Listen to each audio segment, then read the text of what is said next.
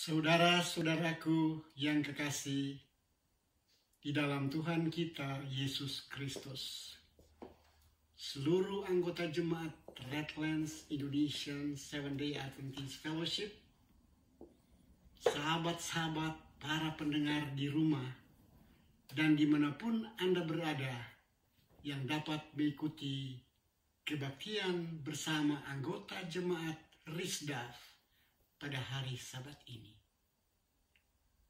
Praise the Lord, sebab Tuhan masih memberikan kita kesempatan untuk berbakti bersama-sama kepadanya pada hari Sabat ini. Selamat hari Sabat. Khotbah Sabat ini berjudul Justified by Jesus' Blood, dibenarkan oleh darah Kristus. Roma pasal 5 ayat 9 sebagai ayat tema dalam khotbah ini berbunyi demikian. Lebih-lebih karena kita sekarang telah dibenarkan oleh darahnya, kita pasti akan diselamatkan dari murka Allah. Murka Allah sudah seharusnya berlaku bagi kita akibat dosa. Tetapi itu tidak terjadi oleh karena jaminan yang dibuat oleh Yesus. Darahnya yang tertumpah di Golgota itulah yang menjamin kita untuk pembebasan dari dosa dan keselamatan dari murka Allah. Salib adalah Injil keselamatan yang merupakan tema dari Alkitab. Kita dibenarkan oleh darah domba Paskah yang telah dimulai ceritanya pada zaman orang Israel pada waktu mereka di Mesir, di tanah Gosen. Mereka mengalami suatu keadaan yang sangat mencekam, yaitu murka Allah didatangkan di tanah Mesir oleh karena mereka tidak mengizinkan bangsa ini untuk pergi berbakti kepada Allah. Keluaran 12 ayat 13 menyatakan, dan darah itu menjadi tanda bagimu pada rumah-rumah di mana kamu tinggal. Apabila aku melihat darah itu, maka aku akan lewat daripadamu. Jadi tidak akan ada tulah kemusnahan di tengah-tengah kamu. Kemusnahan demi kemusnahan terjadi dari tulah pertama sampai yang ke-10. Dan apabila pembawa maut itu melewati pemukiman Mesir, maka mereka melakukan pembunuhan terhadap anak-anak sulung. Tapi pada waktu mereka melewati perkemahan atau pemukiman orang-orang Israel, maka mereka hanya melihat darah di ambang pintu dan tiang rumah. Dan pada waktu itu Tuhan akan lewat dari pemukiman ini atau rumah-rumah ini. Jadi tidak akan ada tulah kemusnahan di tengah-tengah mereka. Pada hari itu tanggal 14 bulan Abib atau bulan Nisan. Dalam satu rumah, satu keluarga di Gosen, seorang ayah mengambil anak domba dan diambilnya untuk disembelih. Itu tepatnya pada waktu senja, tanggal 1 bulan Abib atau Nisan. Pada waktu dia mau menyembelih domba ini, anaknya berteriak, ayah, itu domba kesayanganku, jangan disembelih. Tapi ayah mengatakan, hai anakku, tahukah engkau bahwa ini adalah domba Paskah yang kita percaya apabila kita percaya di dalam darah domba ini, yang akan disembeli untuk ditaruh di ambang pintu dan di tiang pintu, maka malapetaka akan lewat dan tidak akan terjadi bagi kita. Karena itu menyimbolkan anak domba Allah yang telah disembelih sejak permulaan dunia untuk memberikan kelepasan kita daripada dosa dan juga memberikan kepada kita kelepasan dari perhambaan Mesir. Dan kita akan datang berbakti kepada Allah dengan percaya di dalam darah domba Allah. Darah domba di ambang pintu dan di tiang pintu itu menyatakan pengorbanan, tanda keselamatan, tanda pengorbanan Kristus yang menjamin untuk kelepasan dari berbagai malapetaka, penyakit, kesusahan, penderitaan yang akan terjadi di sana pada waktu itu. Keluaran 12 ayat 23 disebutkan, dan Tuhan akan menjalani Mesir untuk menulahinya apabila ia melihat darah pada ambang atas dan pada kedua tiang pintu. Maka Tuhan akan melewati pintu itu dan tidak membiarkan pemusnah masuk ke dalam rumahmu untuk menulahinya. Saudara-saudaraku, darah domba itu di tiang pintu merupakan suatu pertanda dan suatu keyakinan bahwa tidak akan ada malapetaka, tidak ada kematian, tidak ada kesusahan yang akan terjadi pada saat menghadapi berbagai tantangan dan cobaan. Keluaran 12 ayat 24. Kamu harus memegang ini sebagai ketetapan sampai selama-lamanya, bagimu dan bagi anak-anakmu. Saudara yang dikasihi Tuhan, Keluaran 9 ayat 26. Hanya di tanah Gosen, tempat kediaman orang Israel, tidak ada turun hujan es. Itu tulah yang ketujuh. Dan semua tulah-tulah yang lain, dari pertama sampai yang ke-10, yaitu kematian anak sulung, tidak akan terjadi malapetaka apapun kepada pemukiman orang Israel, karena mereka ditandai dengan darah domba yang telah ditaruh di ambang pintu dan pintu rumah.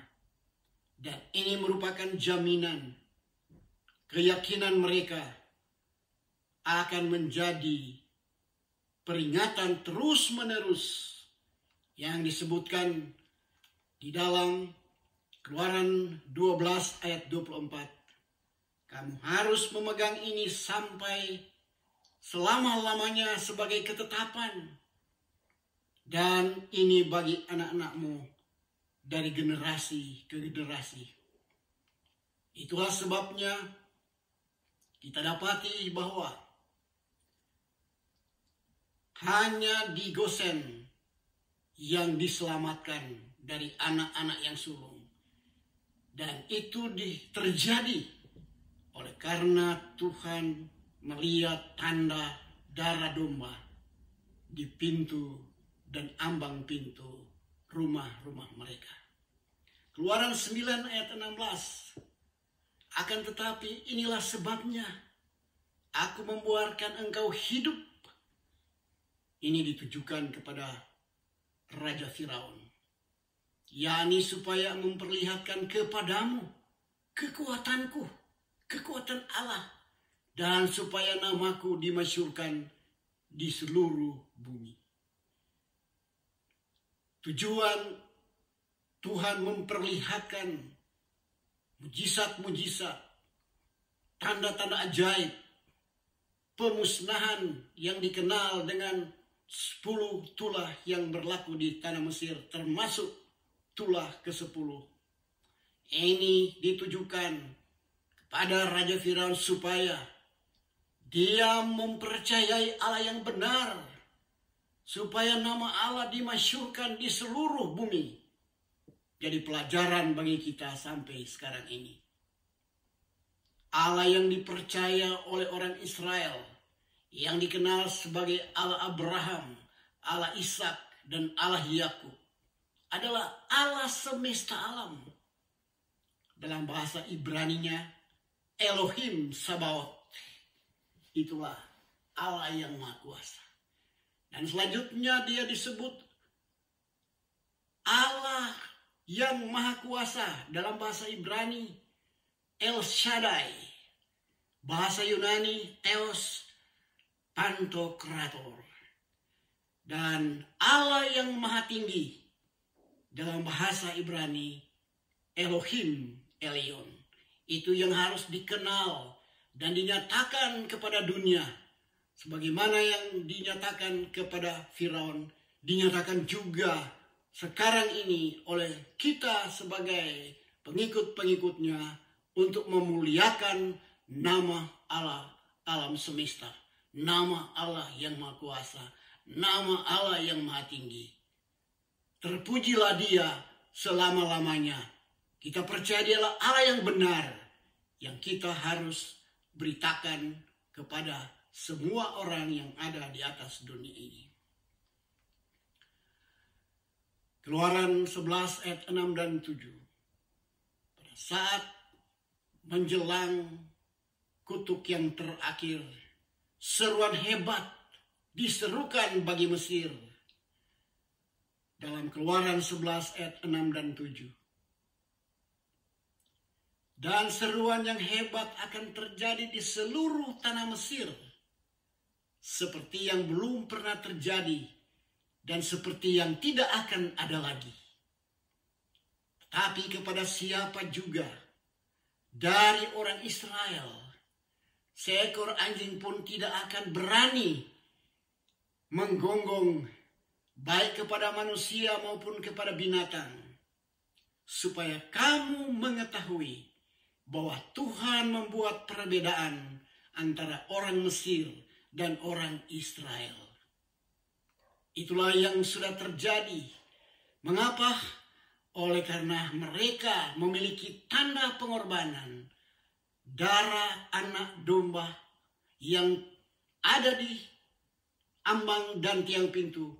Itu merupakan keyakinan mereka pada seorang oknum ilahi yang disebutkan oleh pewahyu telah tersembelih sejak awal dunia, dan itu dinyatakan di zaman orang Israel dan terus menerus sampai di zaman kita, sehingga Rasul Petrus di dalam 1 Petrus 11, maksud saya 1 Petrus 1 ayat 18 dan 19, sebab kamu telah ditebus dari cara hidupmu yang sia-sia, bukan dengan barang yang fana, bukan pula dengan emas, melainkan dengan darah yang mahal, yaitu darah Kristus, yang sama seperti darah anak domba yang tak bernoda dan tak bercela. Itulah yang dilakukan oleh Yesus Kristus waktu dia datang di dunia ini. Disalibkan karena dosa-dosa kita. Darahnya tercurah di juta. Darah yang berkelimpahan tercurah di salib untuk menebus dosa saya dan saudara-saudara. Darah Kristus yang mulia, sungguh ajaib kasih-Nya. Dia telah memberikan segalanya. Anak tunggal Yesus Kristus datang untuk mati bagi kita semua. Saudara yang dikasihi Tuhan, Rasul Yohanes sebagai rasul yang terakhir menuliskan buku inspirasi, buku Wahyu. Dalam Wahyu 7 ayat 13 dan 14. Ada satu pertanyaan dalam ayat 13 menyebutkan, siapakah mereka yang memakai jubah putih itu? Dan dari manakah mereka datang? Dijawab dalam ayat 14. Mereka ini adalah orang-orang yang keluar dari kesusahan besar. Dan mereka telah mencuci jubah mereka dan memutihkannya putih, membuat putih di dalam darah anak domba. Kita perlu menyadari ini, saudara-saudaraku, bahwa kita perlu memiliki jubah yang putih, karakter Kristus, yang telah dibasuh dengan darah yang mulia, itu darah anak domba Allah. Wahyu pasal yang ke-22 ayat 14 disebutkan di sana. Berbahagialah orang yang membasuh jubahnya, karena mereka itu berhak untuk masuk ke Yerusalem baru dan makan buah pohon kehidupan dan minum daripada air al-hayat atau air kehidupan yang mengalir dari tengah-tengah takhta Allah. Dan kita tidak akan pernah mengalami kelaparan, kesusahan, penderitaan, kehausan. Oleh karena firman Tuhan mengatakan, Dia menyediakan tempat bagi kita, menyediakan buah pohon kehidupan yang membawa hidup yang kekal selama-lamanya dan memberikan air kehidupan yang menjamin kita untuk hidup terus-menerus di dalam Tuhan kita, Yesus Kristus. Saudara yang dikasihi Tuhan. Wahyu pasalnya yang pertama ayat yang kelima.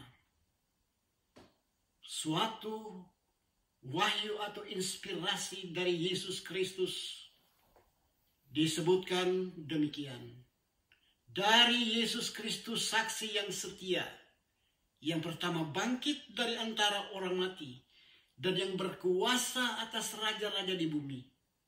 Bagi Dia yang mengasihi kita, dan telah melepaskan kita dari dosa kita oleh darahnya.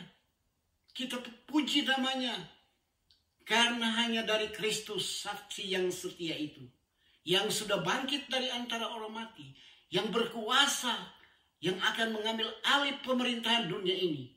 Dan kita akan menjadi pangeran-pangeran membantu pemerintahan kerajaan kekal. Dan Dia sudah mengasihi kita.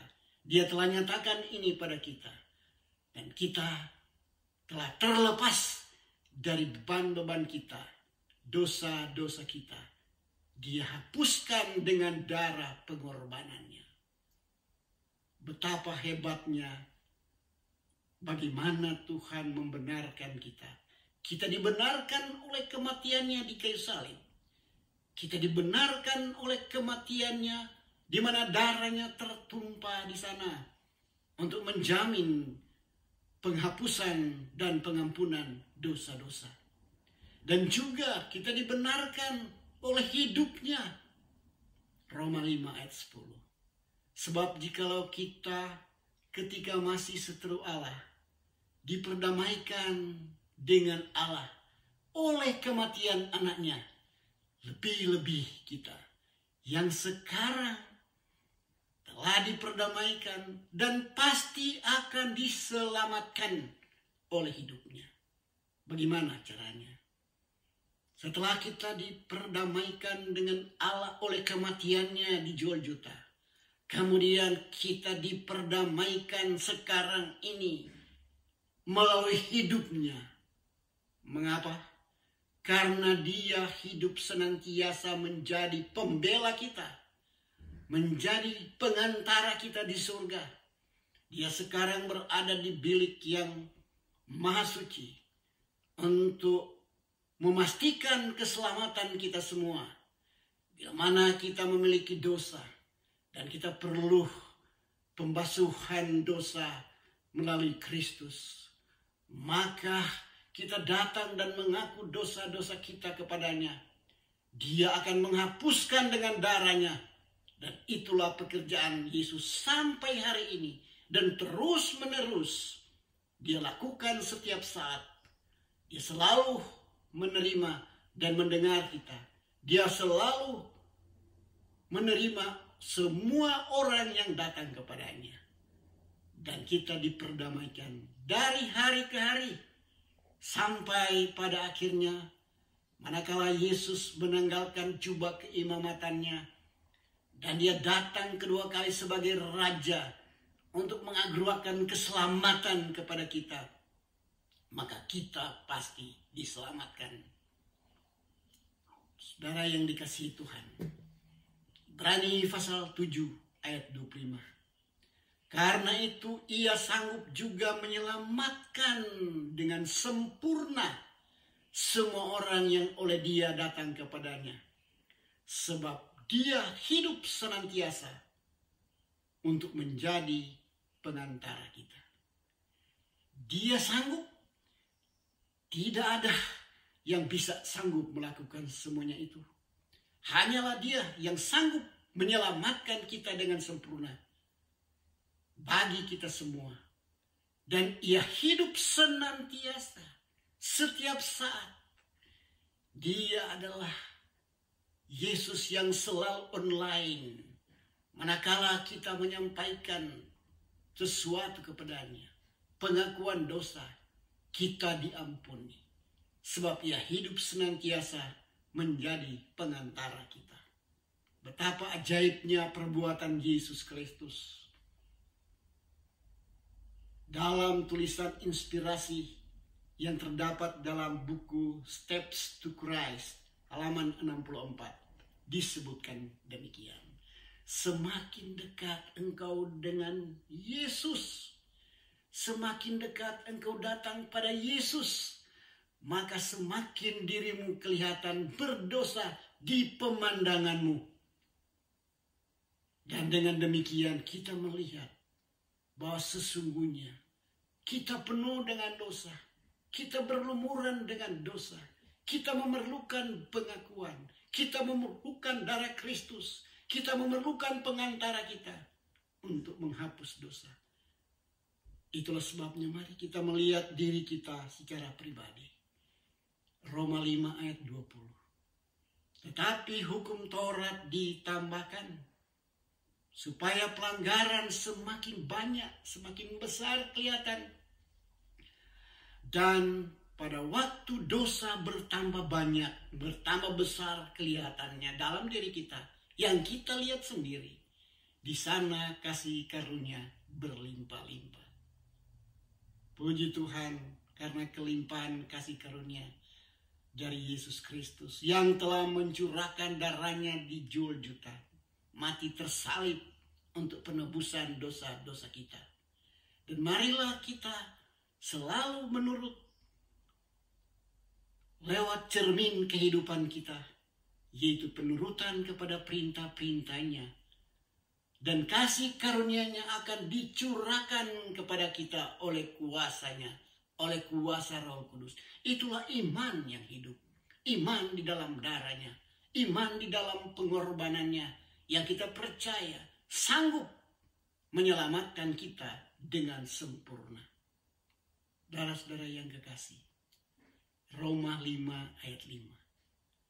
Dan pengharapan tidak mengecewakan, karena kasih Allah telah dicurahkan di dalam hati kita oleh Roh Kudus yang telah dikaruniakan kepada kita.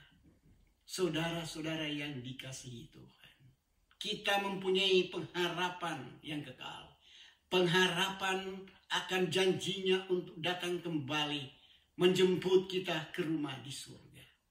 Marilah kita memiliki pengharapan yang sama ini.